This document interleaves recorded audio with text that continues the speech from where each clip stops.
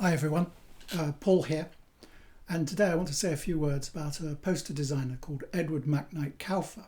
If you know about posters, particularly the historical development of poster art in Britain, you'll probably know about McKnight Kauffer.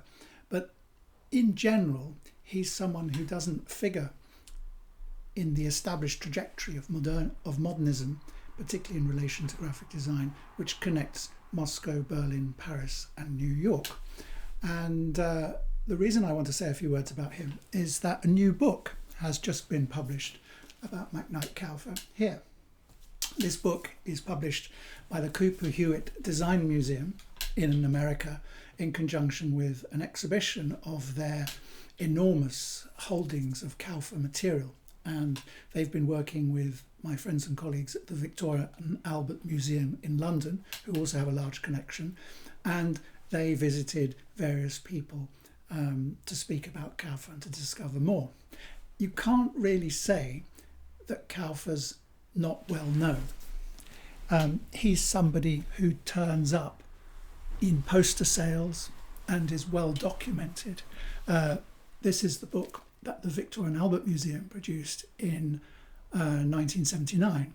So there's been a Kauffer bibliography for some time, and indeed if you're interested in the history of publishing books about posters, you very quickly find out about Kauffer, because in 1924 he wrote this, The Art of the Poster.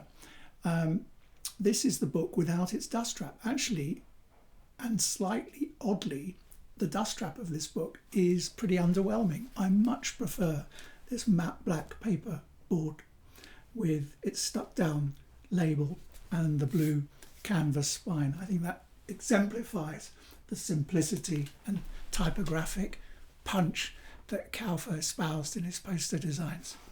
So Kauffer's a figure, but he's a complex figure because he responded in a particularly modernist way to space and landscape. And that makes him slightly unusual because the orthodoxy of modernity is of an age infatuated with speed and the machine. And Kauffer's expressing a different set of ideas and working towards a kind of romantic modernity, which it's taken us a long time to understand. Now, McKnight Kauffer was born in America into the relatively sparsely populated Midwest, and began to paint and draw as a child. And at the age of 17, he joined a theatre troupe to paint scenery and to do odd jobs and stuff like that. And his role as a theatre scene painter, I think, allowed him to understand how to make things bigger and more dramatic and to simplify. And as he moved westwards towards California, his artistic style became more established, so that by the time he reached California, he was determined to be an artist. Somebody called Professor McKnight took him under his wing and paid for his art education.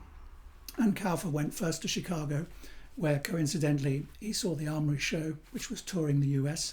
And then he was sponsored by Professor McKnight to travel to Europe to see the art of Italy, Germany, France, and latterly Britain. And it was whilst in Britain that he decided to become an artist. That was a bit of a struggle until he began to accept commercial commissions. And the first commissions that he accepted were for a Mancunian cotton manufacturer to make small labels, but he quickly progressed to producing poster designs for London Underground, the Post Office, and later on for Chelmex and BP.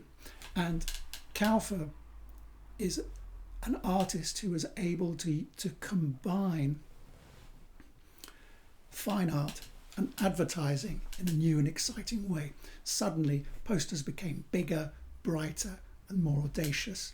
And from about 1930 onwards, Kauffer was at the forefront, working with a company called Lund Humphreys, who were publishers, at the forefront of experiments in how to combine photographic elements into this well-established painterly language of advertising art.